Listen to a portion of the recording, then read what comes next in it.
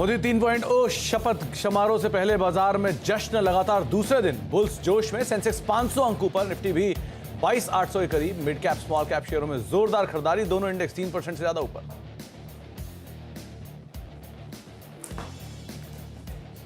मोदी सरकार 3.0 की तैयारियां शुरू। एनडीए की बैठक में नरेंद्र मोदी सर्वसम्मति से चुने गए नेता 8 जून को तीसरी बार ले सकते हैं प्रधानमंत्री पद की शपथ। मोदी सरकार के शपथ समारोह से पहले सरकारी कंपनियों में जोरदार तेजी। पीएसई इंडेक्स करीब 4.5% के ज्यादा के उछाल के साथ। सरकारी बैंक, रेलवे, डिफेंस शेयरों में 10% तक का उछाल। सरकारी पावर, एनर्जी शेयरों में भी अच्छी खरीदारी। मोदी 3.0 में अफोर्डेबल हाउसिंग को बढ़ावा मिलने की उम्मीदों में रियल्टी शेयरों का जलवा। निफ्टी रियल्टी इंडेक्स 5% ऊपर।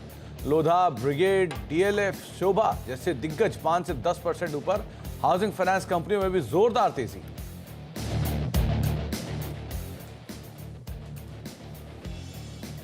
बीएचईएल को 7,000 करोड़ से ज्यादा का ऑर्डर मिला। नए ऑर्डर मिलने से शेयर में 12% से ज्यादा का उछाल। मिर्जापुर थर्मल एनर्जी और अदानी पावर से करीब 3,500 करोड़ के पावर प्रोजेक्ट बनाने का काम मिला।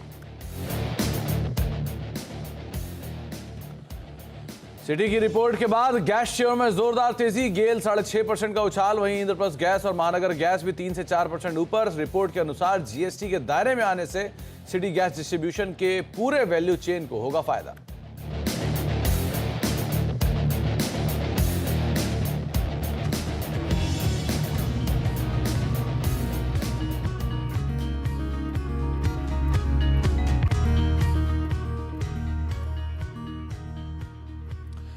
नमस्कार, एचडीएफसी स्काई इलेक्शन हेडक्वार्टर में आप सभी का स्वागत है। मैं हूं सुमित, आप देख रहे हैं ट्रेडर्स हॉटलाइन। और भारतीय बाजार दिन के ऊपरी स्तरों पर कामकाज करते हुए करीब 1% का उछाल मार्केट्स में देखने को मिल रहा है। और ना केवल फ्रंटलाइन इंडेक्स में निफ्टी, बल्कि Sensex, Nifty bank, mid cap, small cap सब में आज फिर से लगातार दूसरे दिन जबकि एक स्ट्रॉन्ग बाइंग देखने को मिल रही है। निफ्टी 200 अंक ऊपर, सेंसेक्स 450 अंक ऊपर, निफ्टी बैंक 500 अंक ऊपर, डे हाई के आसपास। और mid cap small cap index में 2.5% का उछाल मिड कैप इंडेक्स में, और 3.5% का उछाल स्मॉल कैप इंडेक्स में। करीब 600 अंकों की तेजी वहां पर बनते हुए दिखाई पड़ रही है। तो एक जबरदस्त उछाल मार्केट्स के अंदर है और वापस बाजार में वो स्ट्रेंथ जो है वो अब आते हुए दिखाई पड़ रही है। अक्रॉस द बोर्ड बाइंग है, लेकिन सबसे ज़्यादा बाइंग आज फिर पीएसयू स्पेस में आपको दिखाई पड़ेगी। पीएसयू इंडेक्स के ऊपर आप नज़र डालें तो तमाम के तमाम शेयरों में आज खरीदारी है और करीब 294 अंक। सीपीएससी इंडेक्स करीब 5.5% ऊपर कामकाज कर रहा है। पीएसयू बैंक्स में खरीदारी है, जिसकी वजह से बैंकिंग इंडेक्स में एक अच्छा उछाल है। पीएसयू बैंकिंग इंडेक्स करीब 4.5% ऊपर कामकाज कर रहा है। रियल्टी में ज़बरदस्त बाइंग है। तो इस तरह के एक अच्छे उछाल अक्रॉस द बोर्ड आपको आते हुए दिखाई पड़ेंगे। और अगर आपका भी कोई सवाल है इस कार्यक्रम में पूछने के लिए तो आप हमारे साथ जुड़ सकते हैं। 7045220000 ये हमारा व्हाट्सएप नंबर है, जिसके ज़रिए आप हमारे साथ जुड़ेंगे और इस कार्यक्रम का हिस्सा बनेंगे। और साथ ही साथ आप सोशल मीडिया के ज़रिए यानी कि आस्क आवाज़ F&O और आस्क आवाज़ कैश ये हैशटैग्स का इस्तेमाल करके भी इस कार्यक्रम का हिस्सा बन सकते हैं और सवाल पूछ सकते हैं। अब आज बातचीत करने के लिए हमारे साथ राजेश सातपुते.com के राजेश सातपुते मौजूद हैं पुणे से। राजेश जी नमस्कार, स्वागत है कार्यक्रम में। क्या हाल चाल है पहले तो पुणे के, और कैसी स्थितियां दिख रही हैं मार्केट्स की? Very good morning Sumit. Sumit देखिए, पुणे तो सब चंगा है, बारिश वारिश हो रही है, तो थोड़ा सा आप कह सकते हैं कि टेम्परेचर अच्छा है। और बेसिकली ऐसे कोई दोस्त है मेरे कि जो पुणे आने का प्रॉमिस करते हैं, लेकिन टेम्परेचर की वजह से नहीं आ पाते, तो उनके लिए मुझे लगता लग है रहा है कि एक राजेश जी सुनहरा किसी का। मौका है। तो आप एक बार इस पे गौर फरमाएं और आने का जल्दी करें। मुलाकात होगी राजेश जी आपसे। वो पुराना प्रॉमिस पेंडिंग पड़ा हुआ है, जल्दी आपसे मुलाकात होगी उसके लिए पुणे में। तो अब आप लौटो मार्केट के ऊपर, छोड़ो उस बात को। कैसा लग रहा है जी। मार्केट आपको? देखिए सुमित, हमने जो परसों कार्नेज देखा था और उसके बाद जो बाजार कैसे तैसे संभला है। See basically technically this is called as relief rally. Expected नहीं था कि रिलीफ रैली इमीडिएट आएगी, but this is a news based market. मुझे लगता है कि ये जो रैली है, ये जो रिलीफ है, कहाँ तक जाएगा। तो आपने अभी बात की कि हो सकता है ये 23,000 तक दस्तक दे, तो प्रोबेबली अगर आप सिर्फ लेवल की बात करें तो रेजिस्टेंस बनता है 22,930 के आसपास। As far as the day is concern 22,930 का एक स्ट्रॉन्ग रेजिस्टेंस होगा। और मुझे लगता है प्रोबेबली अगर बाजार हल्का होता है या प्रॉफिट टेकिंग आ जाती है सेकंड सेकंड हाफ में, क्योंकि आज एक्सपायरी भी है, तो 22,600 22,500 के नीचे नहीं जाएगा। तो ये मुझे लगता है आज थोड़ा-सा आप इंडेक्स स्पेसिफिक काम करें, उससे अच्छा stock specific relief rally play करें। एक स्ट्रिक्ट स्टॉप लॉस रखें, खुद को लाइट रख के काम करें और जहाँ आपको मुनाफ़ा बाँधने का अवसर मिले वहाँ पे बाँध दें। आप ये मत सोचो कि ये टारगेट है, मैं टारगेट के लिए रुक जाऊँगा। लेकिन टारगेट से ज़्यादा इम्पोर्टेंस आपको देना है स्टॉप लॉस को। अगर स्टॉप लॉस हिट होता है तो आपको एग्ज़िट लेनी है। तो this is purely a traders market.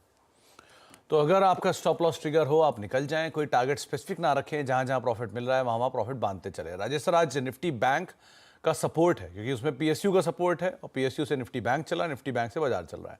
So ji. PSU basket भी तेज है, तो क्या करा जाए निफ्टी बैंक में? सुमित मुझे लगता है Nifty bank see at present it is at 49,550 और बैंकिंग की अगर बात करें तो आज आज प्राइवेट बैंकिंग थोड़ी स्लगिश है लेकिन आप PSU banking in particularly state bank of India ये जो लीड कर रहा है मुझे लगता है यहाँ पे कहीं ना कहीं मोमेंटम आ रहा है और कहाँ तक आएगा 49,800 एंड 50,000 50,000 ये मोटा मोटी मेजर सप्लाई पॉइंट रहेगा तो इतना आसान नहीं होगा 50,000 का लेवल निकालना।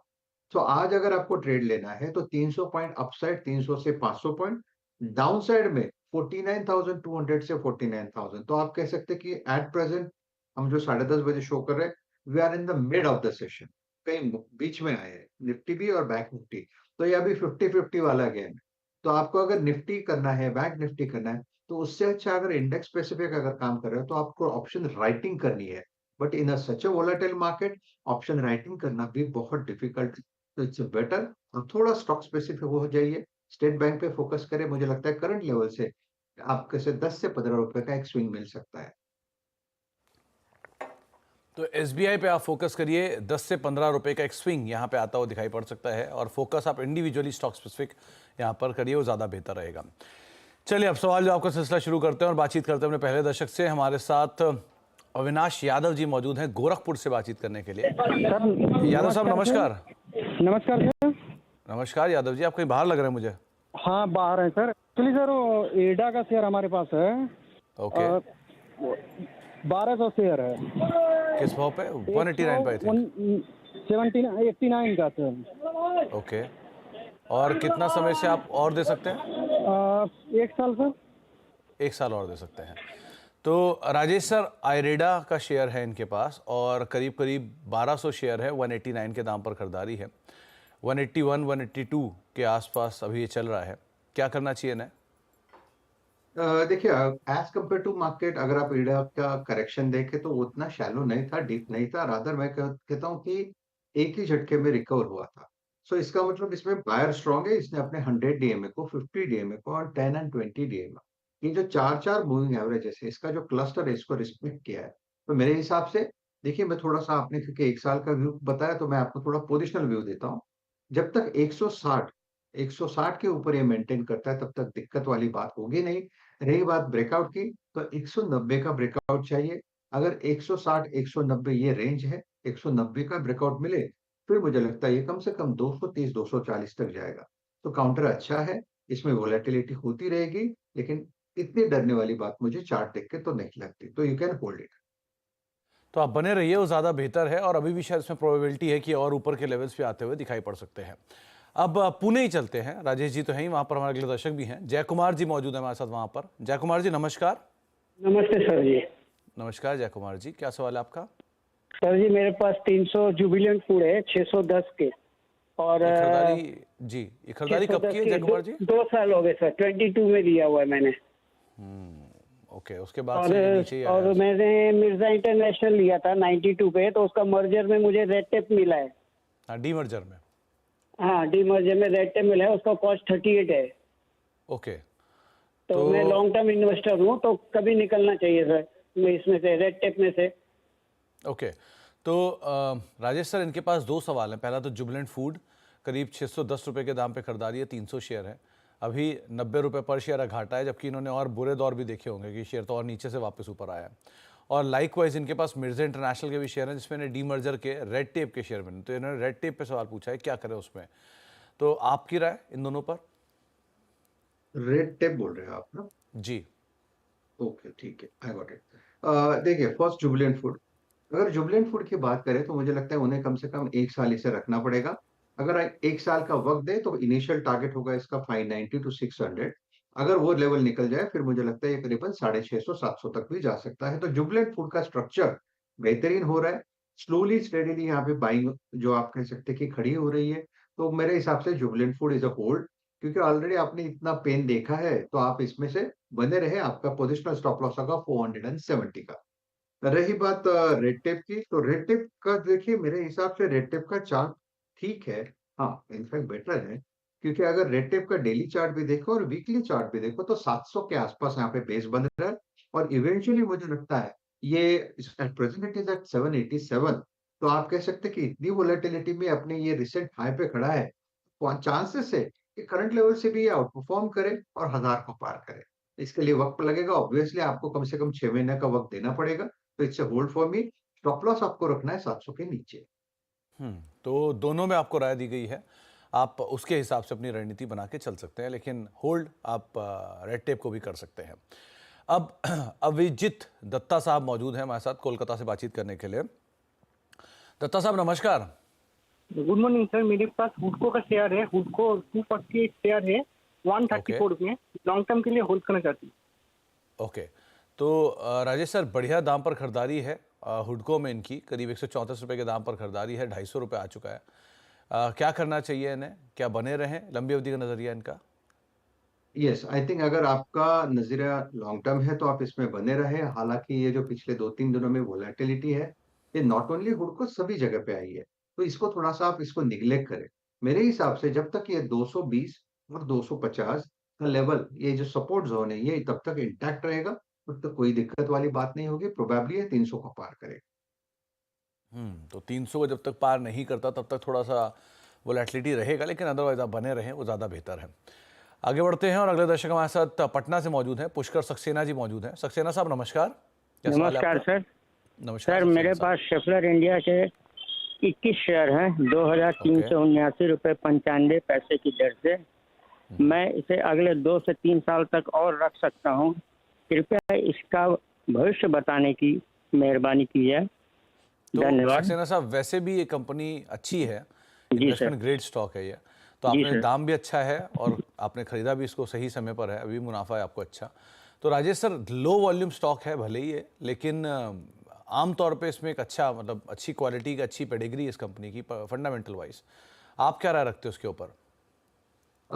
सुमित जी, आपने बिल्कुल सटीक कहा कि ये लो वॉल्यूम है, पेडिग्री अच्छी है, काउंटर पोर्टफोलियो वाला काउंटर है। एट द सेम टाइम जैसे कि आपने कहा लो वॉल्यूम है, तो इसमें वोलेटिलिटी का इम्पैक्ट है वो ज्यादा दिखाई देगा। तो ऑब्वियसली आपको जैसे कि पिछले 2 दिन पहले इसने 3800 का लो किया, अभी ये 4300 पे चल रहा है। कुछ दिन पहले ये 4600। तो ये देखिए, ये जो 8 से 10% की वोलेटिलिटी है, अगर आप इसे झेल सकते हो तो फिर मैं कहूंगा कि आप इसमें बने रहें।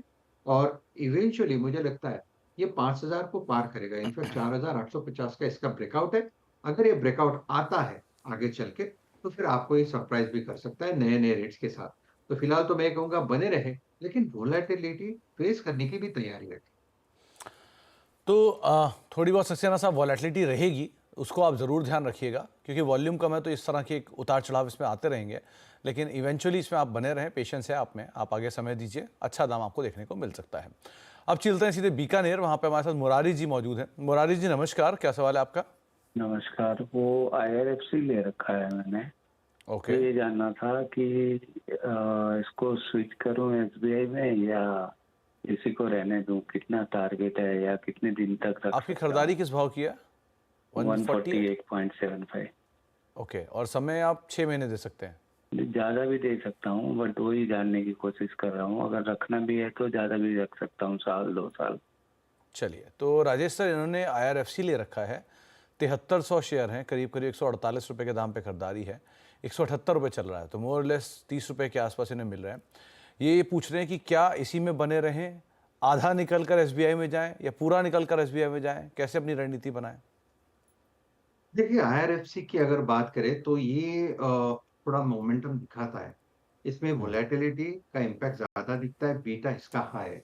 तो इसका मतलब ये है कि जब जब बाजार में वोलेटिलिटी आएगी, चॉपीनेस आएगी, आपको इसमें रेट में फ्लक्चुएशन बहुत ज्यादा दिखाई देगी। तो ये देखिए, मेरे हिसाब से अगर आपको 190 और 200 ये इसका सप्लाई पॉइंट है। अगर इस लेवल के आसपास दिखता है तो एटलीस्ट पार्शियल प्रॉफिट टेकिंग करें। मैं ऐसा नहीं कहता हूँ कि काउंटर वीक है, लेकिन प्रॉफिट टेकिंग करने की भी जगह होती है। तो ये 190 और 200 इसके आसपास आपको मिले तो पार्शियल प्रॉफिट टेकिंग करें। रही बात आपने जो एसबीआई का सवाल किया, देखिए एसबीआई ये ऑल टाइम फेवरेट, हमें लगता है कि एसबीआई डिप्स पे लेना चाहिए, इवेंचुअली ये 1000 को पार करेगा। जैसे कि एसबीआई की हमने शुरू में बात की, सुमित, हमने जब बात की तो ये 822 824 के आसपास था, 830 चल। तो जिस तरह से मोमेंटम है, मुझे लगता है एसबीआई अगर आपको इस करेक्शन में मिल जाए कहीं भी 750 800 की जगह पे, तो आप इसमें थोड़ा थोड़ा एसआईपी करें, इवेंचुअली इसको 1000 के पार जाना।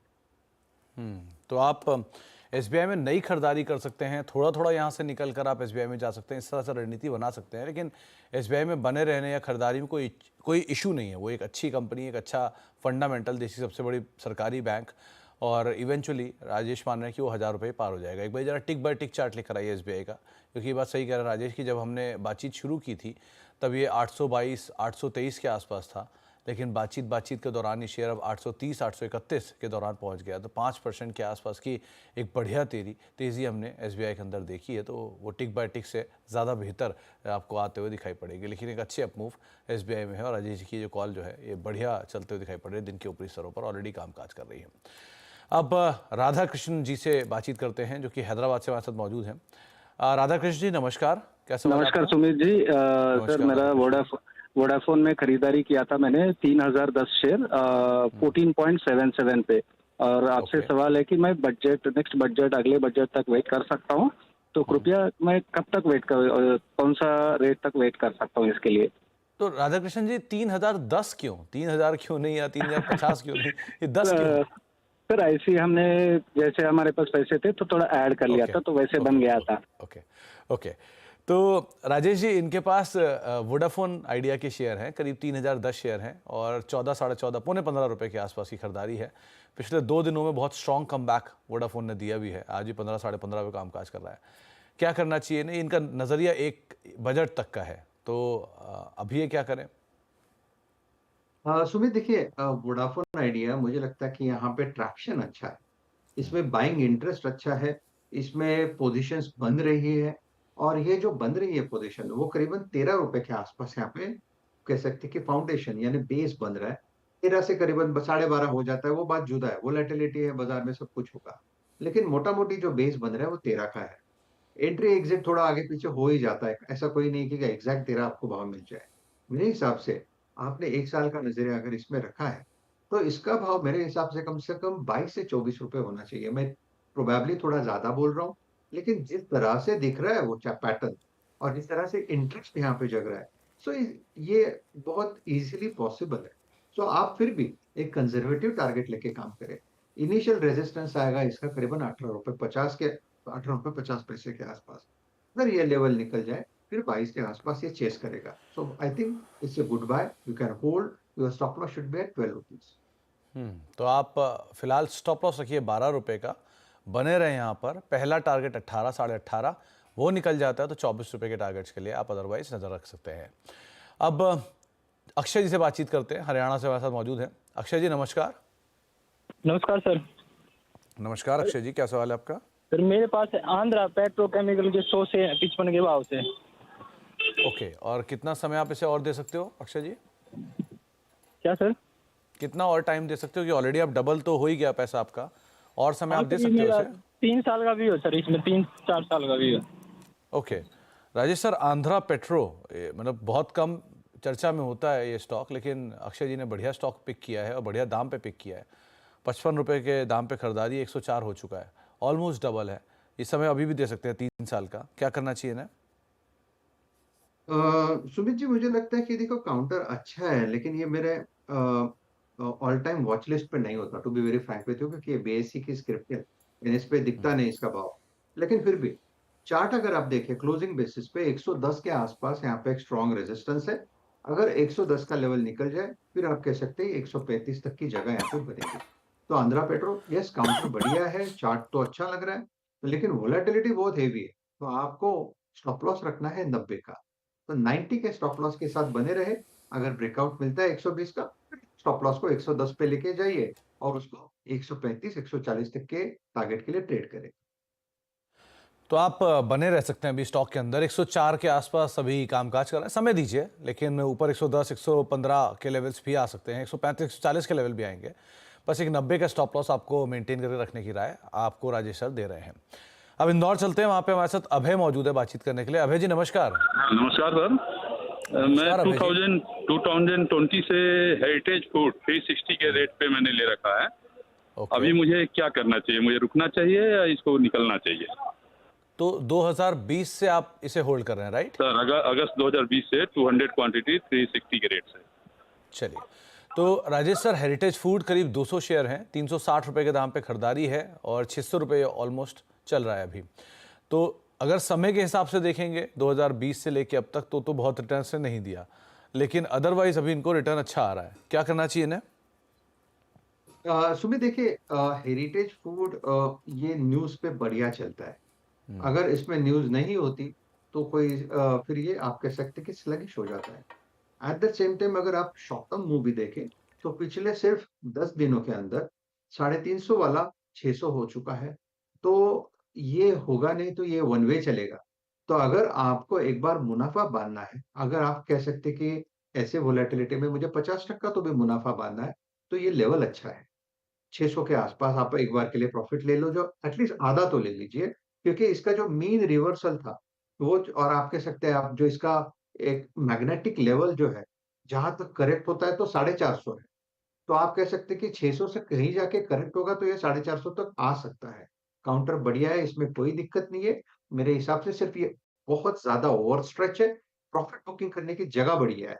तो मेरे हिसाब से 50% प्रॉफिट टेकिंग आपको करना चाहिए। 50% आप you can run with the कि चलो 50% मेरे रह गया तो भी चलेगा, लेकिन कम से कम आपकी जो इन्वेस्टमेंट है वो तो आपकी वापस आ जाएगी और बाकी जो है आप इसे कंटिन्यू करें।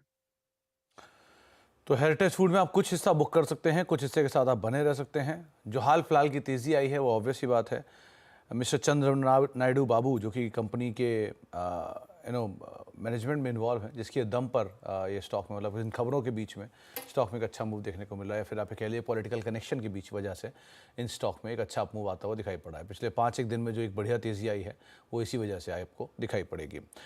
अगले दर्शक हमारे साथ रहमत है जो कि दिल्ली से मौजूद हैं। रहमत साहब नमस्कार। रहमत साहब सुन पा रहे हैं? चलिए, तो इनका सवाल है गंधार ऑयल पर करीब 900 शेयर हैं और 250 रुपये के एवरेज पे खरीदारी है। राजेश सर कैसे देख रहे हो आप गंधार ऑयल को? सुमित जी कितने पे खरीदी है? 250 रुपये के दाम पे खरीदारी है। हेलो जी राजेश सर, गंधार ऑयल 250 रुपये के दाम पे खरीदारी है, करीब 200 रुपये का दाम अभी चल रहा है। सुमित जी देखिए, चार्ट अगर आप देखें तो प्रोबेबली ये कंप्लीटली ओवरसोल्ड है। मुझे लगता है 190 180 के आसपास यहाँ पे एक डाइवर्जेंस आ रहा है। दैट सिंपली मीन्स कि यहाँ पे सेलिंग जो है आगे चल के एब्सॉर्ब हो जाएगी और इवेंचुअली ये प्रोबेबली 260 से 280 जाएगा। देखिए, मैं ये बहुत बड़ी बात बोल रहा हूँ, मुझे पता है 200 से 280 यानी बहुत बड़ा स्विंग है, लेकिन चार्ट कहता है कि अगर आप इसे कम से कम 6 से 8 महीने का वक्त दो तो काउंटर सेटल हो सकता है, थोड़ा बहुत आप कह सकते हैं कि रिलीफ आ सकता है। प्रोबेबली आपको एक होल्ड का ही कॉल लेना पड़ेगा क्योंकि थोड़ा सा आपके अनफेवर में है। 180 के स्टॉप लॉस के साथ आप बने रहे। इसका इनिशियल रेजिस्टेंस जो आएगा सुमित जी वो 230 का है। 230 निकल जाए तो 255, 255 निकल जाए फिर मुझे लगता है कि यहाँ पे और एक स्विंग मिलेगा, लेकिन मैंने आपको 1-2 टारगेट्स इनिशियल दे दिए। 230-255 के टारगेट्स के लिए आप अदरवाइज नजर रख सकते हैं। 1-2 सवाल आए हैं सोशल मीडिया पर भी। रमेश जी का एक सवाल आया है, वो कोटक महिंद्रा बैंक में इन्वेस्ट करना चाहते हैं 3 साल के लिए।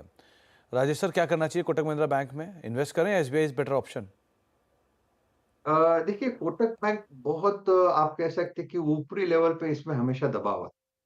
इसमें गैप हुआ था, अगर आप देखें बीच में करीबन 1800 के लेवल से टूटा था और खुला ही करीबन 1680 के आसपास था। ये जो गैप है ये भरने की कोशिश हो रही है कोटक में। काउंटर बुरा नहीं है, यानी आप कह सकते हैं कि आप ब्रीड जो है काउंटर जो है वो अच्छा है, आप इसमें बने रह सकते हैं या ले सकते हैं, but the thing is whether it will perform और। तो मुझे लगता है कि in that case I would like to vouch more for Axis bank and ICICI bank rather than Kotak bank. Okay, Manan Doshi साहब पूछ रहे हैं कि इनके पास LIC हाउसिंग फाइनेंस के शेयर हैं 650 रुपये के दाम पर, क्या करना चाहिए? एलआईसी हाउसिंग फाइनेंस मुझे लगता है इतना जल्दी में ये 680-700 को पार नहीं करेगा। बीच में इसमें डिप मिला था 2 दिन पहले, ये 540 का लो था और आज ये 650 पे है। तो इसमें वोलेटिलिटी बहुत ज़्यादा हो रही है। तो मेरे हिसाब से अगर आपको एग्ज़िट मिलता है, एक बार के लिए एग्ज़िट ले लीजिए, अगर डिप में मिले तो एलआईसी बाय करें। एलआईसी देखिए ये मेरा हमेशा वाला रडार वाला काउंटर है, ये मेरा फेवरेट काउंटर है। मैं इसमें बोल सकता हूँ, काउंटर बुरा नहीं है, ये मैं भी मानता हूँ, लेकिन ये सप्लाई पॉइंट है। कविता जी का एक सवाल है, इनके पास एनबीसीसी के शेयर हैं 1141 रुपए के दाम पर, क्या करें ये? हाँ। देखिए एनबीसीसी का चार्ट अगर आप देखें तो स्लाइटली ओवरबॉट है। प्रोबेबली 150 155 पे सप्लाई है, 140 पे खड़ा है। आप फिलहाल एक काम करें, 130 का स्टॉप लॉस रखें। अगर ये 150 के ऊपर चला जाता है यानी 155 के आसपास, एक बार के लिए प्रॉफिट बुक कर लें। मुनाफा बाद में जो भी है थोड़ा सा वेट करें, मुझे लगता है इसमें थोड़ी वोलेटिलिटी बढ़ सकती है। चलिए, तो थोड़ी वोलेटिलिटी बढ़ सकती है, थोड़ा प्रॉफिट लेने में कोई बुराई नहीं है। अच्छी तेजी वैसे भी स्टॉक आज दिखा रहा है। बहुत बहुत शुक्रिया राजेश सर हमारे साथ मौजूद रहने के लिए, बाजार पर बातचीत करने के लिए और सभी शेयरों पर अपनी राय रणनीति हमसे शेयर करने के लिए। और आपसे मुलाकात जल्दी होगी, ऑफ एयर नहीं तो ऑन एयर कहीं ना कहीं। लेकिन बहुत बहुत शुक्रिया हमारे साथ मौजूद रहने के लिए। एक ब्रेक का वक्त है, ब्रेक के बाद लौटते हैं और बातचीत करेंगे खिलाड़ी नंबर 1 की, ब्रेक के उस पार। नमस्कार।